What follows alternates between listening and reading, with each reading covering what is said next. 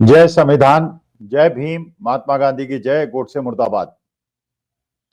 देखिए, सबसे पहले मैं 4 PM न्यूज नेटवर्क को बधाई देना चाहता हूं कि एक कार्यक्रम होता है संडे को सुबह, राजीव नारायण शर्मा ज्योतिषी आते हैं और संजय शर्मा जी से बात करते हैं।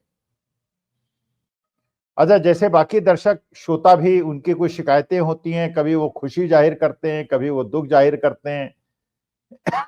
राजीव नारायण शर्मा जी की कुछ बात सही सिद्ध होती है, कुछ नहीं सिद्ध होती हैं सही, लेकिन एक बात उनकी इतनी सटीक सिद्ध हुई है, जो कुछ एपिसोड पहले उन्होंने कहा था कि ये जो नया संसद बना है, ये इतना गलत बना है कि इसके अंदर अभी तो बच्चे घुस गए थे, वो पटाखे वाले बम लेके, जिसमें धुआं निकला था और सारी सुरक्षा व्यवस्था फेल हो गई थी। राजीव जी के उस कार्यक्रम को मैंने देखा था, अक्सर क्या हर संडे को मैं देखता हूं, तो उन्होंने बिल्कुल स्पष्ट कहा था कि लोकसभा संसद के अंदर मारपीट की स्थिति आ जाएगी, और ये बात सिद्ध हो गई, बड़ी जल्दी सिद्ध हो गई। मैंने ऐसा तो भूतो न भविष्यति, विधानसभाओं के अंदर हुआ है, छोटे मोटे स्कफल्स हुए हैं, लेकिन उसको FIR तक पहुंचा दिया जाए, उसको पुलिस केस तक बता दिया जाए, और उसमें अटेम्प्ट टू मर्डर के केस एक सांसद दूसरे सांसद पे लगाते हैं, ये पहली बार संसद के अंदर हमने लोकसभा राज्यसभा के प्रांगण में देखा है। और राजीव नारायण शर्मा और 4 PM को इस चीज के लिए मैं बधाई देना चाहता हूं। ये बात आपकी बिल्कुल सही सिद्ध हुई। अभी थोड़ी देर पहले प्रमोद तिवारी जी का और गौरव गोगोई का एक प्रेस कॉन्फ्रेंस उन्होंने करी, और उन्होंने बिल्कुल स्पष्ट रूप से यह सिद्ध कर दिया। देखिए, जो भारतीय जनता पार्टी की रणनीति थी, भारतीय जनता पार्टी ये चाह रही थी, जो उनके रणनीतिकारों ने रणनीति बनाई थी, कि एक तो गौतम अडानी जी को बचाने में असमर्थ हो रहे हैं लोग, भारतीय जनता पार्टी वाले लोग, संसद के अंदर विपक्ष ये मामला छोड़ ही नहीं रहा है, और लगातार गौतम अडानी पे और पूरे विश्व के अंदर, हर देश के अंदर गौतम अडानी जी पे प्रश्न उठाए जा रहे हैं। वो चारों तरफ से विदेश के अंदर तो गिरते ही चले जा रहे हैं, और भारत के अंदर भी जो विपक्षी दल हैं वो गौतम अडानी जी का साथ नहीं छोड़ रहे हैं, पीछा नहीं छोड़ रहे हैं। तो एक तो गौतम अडानी जी को बचाने में भारतीय जनता पार्टी के दम निकल रहे थे। अब जो अमित शाह जी ने एक नया मौका नहीं दिया, बेसिकली उनका सबकॉन्शियस माइंड में जो उन्होंने कहा, जो प्रमोद तिवारी जी ने कहा, वो बात बिल्कुल, देखिए, अगर आप उसकी विश्लेषण विवेचना करेंगे तो आपको लगेगा कि प्रमोद तिवारी ने बड़ी सही बात कही। देखिए, जैसे होता है ना, जो लोग मनुवादी लोग होते हैं, मनुस्मृति को मानने वाले लोग होते हैं, वो कहते हैं अरे छोड़ो, फालतू की बातें हैं, भगवान का नाम लो, भगवान का नाम लोगे सब हो जाएगा। जबकि भगवान ने खुद कहा, भगवान कृष्ण ने खुद कहा है, कर्मण्येवाधिकारस्ते मा फलेषु कदाचन। अगर कर्म नहीं करोगे तो भगवान भी फल नहीं देगा, ये भगवान ने खुद कहा, भगवान कृष्ण ने खुद कहा है। लेकिन ये लोग जो धर्म के नाम पे शोषण करना चाहते हैं, लोगों को लूटना चाहते हैं, वो चाहते हैं कि आप उन्हें दक्षिणा दे दीजिए, उनके सामने पैसे की नोट डाल दीजिए, बस। उसके बाद उन्हें श्रद्धा से, आदर भाव से, किसी चीज से कोई लेना देना नहीं। अगर पैसा डाल दिया तो आपका सम्मान होगा, पैसा नहीं डाला तो सम्मान नहीं होगा। आप किसी भी मंदिर में चले जाए, मैं भी गया हूं, मैंने भी देखा है कि वहां पे आपको टहलते हुए लोग मिल जाएंगे, साहब 1500 रुपए दे दीजिए, सीधे दर्शन करा देंगे, वरना भीड़ में धक्के खाते रहिए। अरे भगवान के दर्शन के लिए, और कम से कम ये मैंने सिखों के गुरुद्वारों में नहीं देखा है, बाकी जगह तो मैं गया नहीं, गुरुद्वारे में गया हूं, मंदिर में गया हूं, लेकिन जहां तक मेरे को सुनाई पड़ा है, अभी तक ऐसा दूसरी जगह नहीं। लेकिन हिंदू धर्म, क्योंकि मैं हिंदू हूं और सनातन धर्म को मानने वाला हूं, तो मुझे कष्ट होता है कि भाई भगवान के दर्शन के लिए इस प्रकार का शोषण और बिना पैसे के कोई आपको सम्मान न मिले, ये बात मुझे दुखी करती है, इसलिए मैं कह रहा हूं। लेकिन जो रणनीति थी भारतीय जनता पार्टी की, वो ये थी कि वो एक प्रकार से बाबा साहब भीमराव, क्योंकि जो उन्होंने नारा दिया था कि इस बार 400 पार, और 400 पार होने के बाद बाबा साहब भीमराव अंबेडकर भी खत्म और संविधान भी खत्म, ये उनका मकसद था।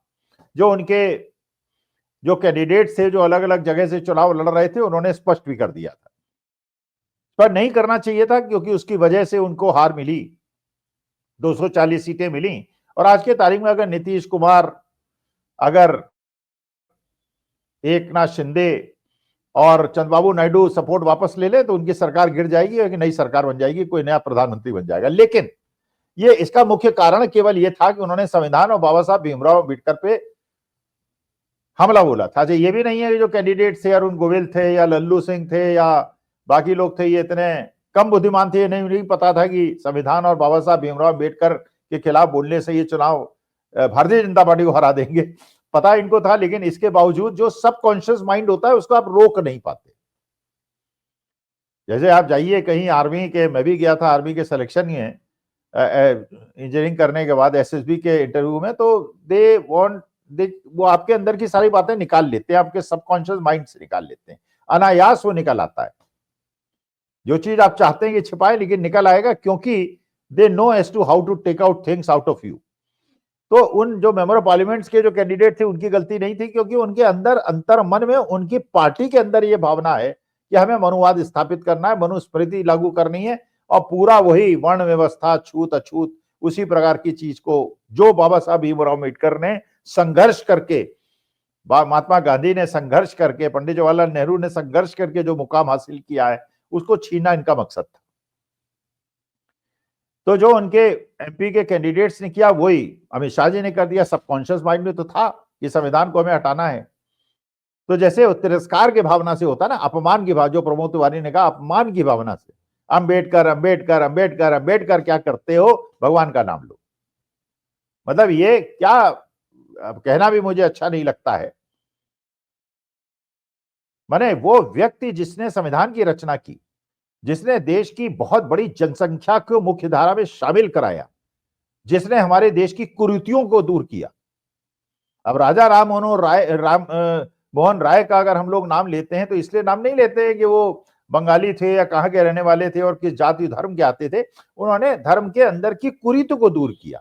ये कुरीति है, ये छूत अछूत की भावना, ये बड़े छोटे की भावना, ये कुरीति है। और इस कुरीति को जितनी जल्दी सनातन धर्म से, हिंदू धर्म से छूट मिल जाए और अलग हो जाए, उतना बेहतर है समाज के लिए और मेरे धर्म के लिए, सनातन धर्म के लिए। तो वो सबकॉन्शियस माइंड में उन्होंने तिरस्कार की भावना से कह दिया, अच्छा चलिए अमित शाह से गलती हो गई थी। विपक्ष ने कहा था कि अमित शाह रिजाइन कर दें, माफी मांग लें, उनको हटा दिया जाए। तब तक तो बात ठीक थी। अब मोदी जी भी उसमें कूद गए, उन्होंने भी 5-6 ट्वीट कर मारे, उन्होंने अमित शाह जी की बात का समर्थन कर दिया। इसका माने पूरी की पूरी भारतीय जनता पार्टी आरएसएस की जो रणनीति थी कि मनुस्मृति को देश के अंदर थोपना है और संविधान को, बाबा साहब भीमराव अम्बेडकर की स्मृति को मिटाना है, वो अमित शाह जी ने में जो मोहर लगाई थी उसके ऊपर डबल मोहर मोदी जी ने लगा मारी। लेकिन प्रमोद तिवारी ने जो कहा और गौरव गोगोई ने जो कहा कि अब इस मुद्दे को हम छोड़ने वाले नहीं, अमित शाह जी को तो रिजाइन करना पड़ेगा, चाहे आप जितना डिस्ट्रैक्ट करें। और देश को इधर उधर भटकाने का प्रयास किया ना, जैसे संसद के अंदर हुआ, जबरदस्ती वहां पे दिखाया गया कि झगड़ा हो गया, मारपीट हो गई, एफआईआर लिखा दी, अटेम्प्ट टू मर्डर की एफआईआर लिखा दी, बल्कि जिसके खिलाफ लिखाई वो कहीं मौजूद ही नहीं है वहां पर। जो अभी तक जो प्राइवेट वीडियो मिल रहा है उसके हिसाब से वो आदमी वहां मौजूद ही नहीं था। और सीसीटीवी इतने सारे संसद के अंदर चलते हैं, इतने ज्यादा वहां पे मोबाइल्स लोगों के पास थे, सत्ता पक्ष के पास भी थे, अपोजिशन के पास भी थे, उनमें भी से कोई ऐसा वीडियो सामने नहीं आ रहा है जिसमें ये एफआईआर लिखाने का औचित्य। और मुझे ये भी नहीं समझ आ रहा है पुलिस ने एफआईआर लिखी क्यों, बिना प्राइमरी प्रिलिमिनरी एविडेंस के और बिना जांच के। आप क्या भाई, कोई किसी पे आरोप लगा दे और आप उस पर एफआईआर लिख दें, उसको परेशान करें, उसको मानसिक संताप दें, ये कहां तक ठीक है। और गलत एक मुकदमा दर्ज कराना भी एक दंडनीय अपराध है, लेकिन वो चलिए हो गया वो तो। लेकिन कांग्रेस ने और अपोजिशन ने कम से कम ये काम बहुत अच्छा किया कि उन्होंने कहा कि जो अमित शाह जी से माफी मंगवाना और इनको पद छोड़ने के लिए मजबूर करना ही हमारा मकसद है, ये जितना चाहे हमें बहकाने के लिए बहका लें। चाहे इन्होंने जैसे मल्लिकार्जुन खड़गे साहब के साथ अपमानजनक व्यवहार किया, वो बैठना पड़ा, उनके घुटने में चोट आई, 84 साल के आदमी है, दोनों घुटने के ऑपरेशन हो गए। लेकिन हम इन चीज से डिस्ट्रैक्ट नहीं होंगे और हम डिफेंसिव में नहीं आएंगे कि राहुल गांधी को बचाने के चक्कर में हम उलझ जाए उसमें और इन लोगों को मौका मिल जाए कि गौतम अडानी को बचा के निकाल ले जाए और अमित शाह को बचा के निकाल के ले जाएं। हम ये मौका नहीं देंगे। ये ऑफेंस तो हम करते रहेंगे, जो तुम्हें करना है कर लो, फांसी पे चढ़ा दो, गोली मार दो, जेल के अंदर भेज दो, लेकिन हम ये मुद्दा तो नहीं छोड़ेंगे, क्योंकि ये देश के जो हमारे मुख्य कर्णधार हैं, महात्मा गांधी को आपने बदनाम कर लिया, हम लोग सह गए। पंडित जवाहरलाल नेहरू को आपने बदनाम कर दिया, हम लोग सह गए। लेकिन बाबा साहब भीमराव अम्बेडकर के बदनामी और उनको इस प्रकार का तिरस्कार और इस प्रकार का अपमान अगर उनका भी हम लोग सह गए, तो देश के जितने बड़े बड़े हमारे स्तंभ हैं वो टूट जाएंगे और देश चरमरा के गिर जाएगा। इसलिए ये कांग्रेस की इस बात के लिए मैं समर्थन करता हूं कि उन लोगों ने स्पष्ट रूप से बता दिया है, इस मुद्दे को हम छोड़ने वाले नहीं हैं। आप जितना बहकाना चाहे सारंगी टाइप के और जो राजपूत टाइप के जो मेंबर ऑफ पार्लियामेंट्स हैं उनके माध्यम से, या जो नागालैंड की मेंबर ऑफ पार्लियामेंट है उनके माध्यम से जितना ज्यादा हमको बहकाने का कोशिश कर लीजिए, हम बहकने वाले नहीं हैं। बाकी मुद्दे चलते रहेंगे, लेकिन इस मुद्दे को हम नहीं छोड़ेंगे। और संविधान निर्माता भारत के श्रेष्ठ हमारे जो आदर्श पुरुष हैं बाबा साहब भीमराव अम्बेडकर, उसका अपमान नहीं सहेंगे। और भारतीय जनता पार्टी को अब मोदी जी और अमित शाह जी को शांति से नहीं बैठने देंगे जब पे इस पे कोई एग्जाम्पलरी पनिशमेंट अमित शाह जी को नहीं मिलता है। नमस्कार, धन्यवाद और प्रणाम।